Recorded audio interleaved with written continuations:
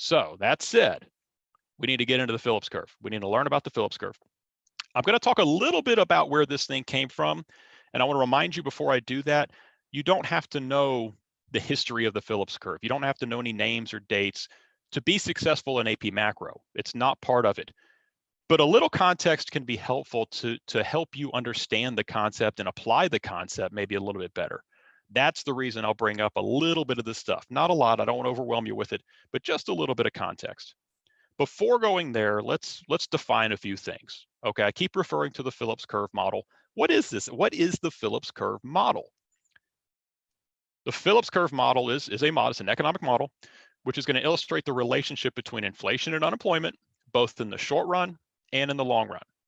So given this definition, very basic definition, let's start constructing the model. So we'll begin constructing the model with the axes. We always start with the axes. So I want you to draw this as you're writing this out, as you're viewing this video. On your y-axis, we're going to put the inflation rate. Inflation, as you recall, is the increase in price level. On the x-axis, we're going to put the unemployment rate, unemployment as a percentage of the labor force, obviously. And we're going to look at the relationship between these two variables in the short run and the long run. In the short run, we are going to assume the Phillips curve is going to illustrate that a trade-off exists. This is only in the short run, keep that in mind. And because we say a trade-off exists, a negative relationship or inverse relationship exists between inflation and unemployment, we're going to show this as a negatively sloped short run Phillips curve. So our SRPC is going to have a negative slope to it, and it's going to indicate for any economy really, that there exists a trade-off between these two indicators. If you're going to, watch my cursor here, if you're going to have high rates of unemployment, you're probably going to have that accompanied by low rates of inflation. As unemployment falls, the trade-off that exists, there's a major economic concept there. The trade-off that exists is that as you decrease unemployment, you're going to increase inflation. Now, that's in the short run. That relationship does not hold in the long run. And what we're going to see is that in the long run, the natural rate of unemployment, which is what we see as unemployment in the long run, the natural rate of unemployment is not affected by changes in the inflation rate. And to illustrate that, we have a vertical long run Phillips curve. And that vertical long run Phillips curve is going to intersect the x-axis at the natural rate of unemployment. U sub n here represents the natural rate of unemployment, what we just reviewed. So what again is that? We're saying that the long run Phillips curve exists at the natural rate. That's the unemployment rate that exists when an economy is operating at full employment output. We're going to come back to that shortly when we start talking about equilibrium and how we show equilibrium on this model. So this is the model. I haven't put any kind of equilibrium up here yet because it depends. It truly depends. And we're going to work towards that, and we're going to get to that before the end of this video. But I wanted to see the model first in and of itself. Now, where did it come from? I'm going to take a quick little diversion here into the history of it. Not much at all, but just a little context to see where this came from. The Phillips curve itself, it's not just a creative name. It's named for an economist, named for an economist named A.W. Phillips, who did a good bit of research in the United Kingdom comparing wages and employment for well over 100 years. You're talking mid-18th to mid-19th century. And he discovered in his research this negative relationship. That research became or inspired research into inflation and unemployment instead of wages, inflation and unemployment, and became a very reliable, really, I don't want to just say theory, but data set in the 1950s and 60s, really into the 1960s. So what I've put up here is just a very, very simple model, a scatter plot of inflation and unemployment rate figures from the 1960s in the United States. And just a quick scan of this gives you an idea of just how consistent those numbers happen to be in the 1960s. Now, these are average numbers, but if you took a best fit line of that, you'd see a very clear negative relationship, a negatively sloped short run Phillips curve, where over here at relatively higher rates of unemployment, you had low rates of inflation. Moving over here at relatively lower rates of unemployment, you had higher rates of inflation. So the model looked great and it was very reliable. It even informed policymakers. It informed policymakers who said, well, if we want to lower unemployment, we're going to have to deal with higher inflation. If we want to lower inflation, we have to deal with higher unemployment. And it seemed to be a very reliable source in the 1960s. Then the 1970s happened. And we know, I already referenced it, what happened in the 1970s. The 1970s are characterized by that period we call stagflation. And stagflation is defined as high unemployment accompanied by high rates of inflation. Well, that shouldn't be possible according to the Phillips curve. And when you plot the points onto this same model, it kind of disrupts what we thought we knew. So looking at it another way, here's the 1960s, that nice, smooth, negative slope. And I did this is not mathematically calculated, but a very rudimentary best fit line there to indicate some form of regression analysis. A negatively sloped short run Phillips curve for the 1960s. But then this odd constellation out here would be the 1970s. And what we learned, what economists learned from this was not that the Phillips curve was wrong, but that, oh yeah, the Phillips curve can move. It shifts just like every other model that we've dealt with. And what happened in the 1970s was that the schedule changed. As inflationary expectations changed, as structural changes occurred in the economy, the whole schedule changed and you wound up with a Phillips curve somewhere further out. And that allowed for still a negative relationship in the short run, but a negative relationship that consisted of higher rates of inflation and higher rates of unemployment. So the schedule does change. The short run Phillips curve does shift. So let's talk more academically now, back to AP Macro, about why and when and how that happens. So the short run Phillips curve first. We're going to talk about it independently, and then we'll jump over to the long run Phillips curve. As we have here, as you've already drawn, and hopefully you'll draw it again, we've got inflation on our y-axis, we have unemployment on the x-axis, we have a downward sloping short run Phillips curve.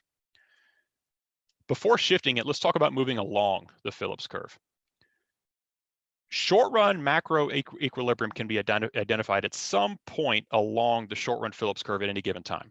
So again, think back to your ADAS model. At any given time on that ADAS model, not only do we have output and price level, but there's a given unemployment rate and inflation rate combination, and that can be identified on the Phillips curve. So here, point A could identify some short run macroeconomic equilibrium, where at that point, you have a specific unemployment rate and a specific inflation rate. That's the symbol pi, the Greek letter pi, which we can use as an abbreviation for inflation. Pro tip here, I would not use the letter I. A lowercase I indicates interest rates and uppercase I indicates investment spending. You're much safer using pi, which is widely accepted, or just writing the word inflation. All right. So point A can represent some combination of inflation and unemployment. But it's not the only, it's a whole collection. The schedule is a whole collection of equilibrium. So what that also implies is, like any other schedule that we've dealt with, there is movement along the schedule. So what causes movement along the schedule? Think back to our review. Demand shocks are going to move this point. Demand shocks, that be a shift in aggregate demand, is going to cause movement along the short run Phillips curve. For example, again, think back to the examples in our warm up and our review. If aggregate demand were to shift to the right, what happened to unemployment and inflation as a result? Well, let's think back. AD shifts right, output goes up, unemployment goes down. And unemployment going down in this example was accompanied by higher rates of inflation, and we move along the short run Phillips curve. So the movement from point A to point B, movement along the Phillips curve, is the result of, or even a reflection of, a rightward shift in aggregate demand, a positive demand shock. If aggregate demand were to shift the other direction, a leftward shift in aggregate demand, we're going to see a decrease in output. Unemployment goes up, and the movement would actually be from point B to point A, as we see an increase in the level of unemployment and an expected decrease in the inflation rate. So make that connection. We've got to connect models in macroeconomics. And the way we connect these two models, when aggregate demand shifts, we're going to move along the short run Phillips curve. Okay, that takes care of that. Well, what about shifting the whole thing? What causes the entire schedule to change? Well, we have a couple of shifters. The first and probably most widely cited would be shocks to aggregate supply, shifts of aggregate supply. So the one we already discussed, the one I showed you with the data set with the scatter plot, was an adverse supply shock, a leftward shift of aggregate supply, cost push inflation, what we use to illustrate stagflation. That adverse supply shock is going to be reflected here on the Phillips curve as a rightward shift of the short-run Phillips curve. It's going to result in higher rates of inflation and higher rates of unemployment at all levels. The entire schedule has changed. So make that connection in your mind. When we see SRAS shift to the left, we're going to see the SRPC shift to the right. A positive supply shock, if the short-run aggregate supply curve were to shift to the right, well, then that's going to be accompanied by, that's going to be reflected by a leftward shift of the short-run Phillips curve. So again, this is something that's very simple to commit to memory. These are mirror reflections of one another. When aggregate supply shifts one direction, SRPC shifts the other direction. The other shifter goes right alongside this. It has to do with inflationary expectations. For any given, and I want you to remember this, try to write it down if you can. For any given short-run Phillips curve, there is a fixed inflationary expectation. When that inflationary expectation changes, we're going to witness a shift of the short-run Phillips curve. The entire schedule is going to change. So if inflationary expectations go up, our short-run Phillips curve is going to shift to the right. They're going to go up with it. If there is a decrease in inflationary expectations, then we're going to see a leftward shift. SRPC is going to shift left with it. Okay, so you have two shifters of the short-run Phillips curve. Shifts of the short-run aggregate supply curve, changes in the expected inflation rate. Commit that to memory. You've got to know that. That's how we're going to manipulate this thing. The long-run Phillips curve, let's take it by itself and talk about it a little bit. It also can shift, but it's going to shift for different reasons. We already know that changes in the rate of inflation cannot affect it, and that's why we have a vertical line here. Therefore, what will? Well, the only thing that's really going to cause a shift, and there are a lot of reasons why this can happen, would be a change in the natural rate of unemployment, because that's what this represents. If the natural rate of unemployment were to increase, and we can talk about why that may happen, then we're going to see a rightward shift in the long-run Phillips curve. If it were to decrease, then we're going to see a leftward shift. Why would that happen, though? Because that's something that's a little bit tougher to wrap our heads around, to comprehend. I don't want to go too deep into it because there are a lot of different things that could potentially affect the natural rate of unemployment. But I think the best way to approach this is to really consider the nature of this indicator. What is this thing representing? What are we talking about?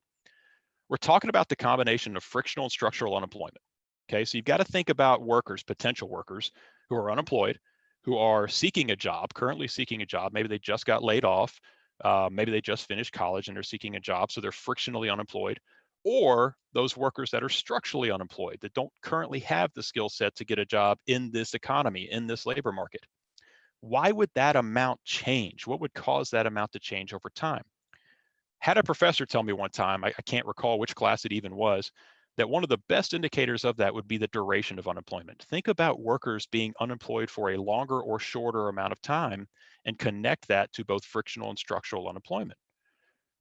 If workers are going to extend their job search for one reason or another, or shrink their job search for one reason or another, that's going to affect how many people are frictionally and structurally unemployed at a given time, which will therefore affect the natural rate of unemployment.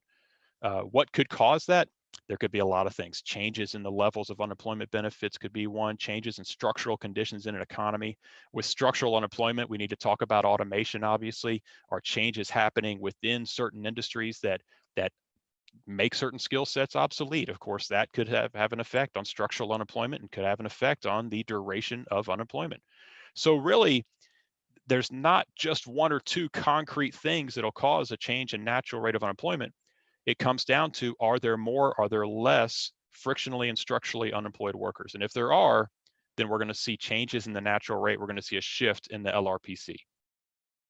Okay,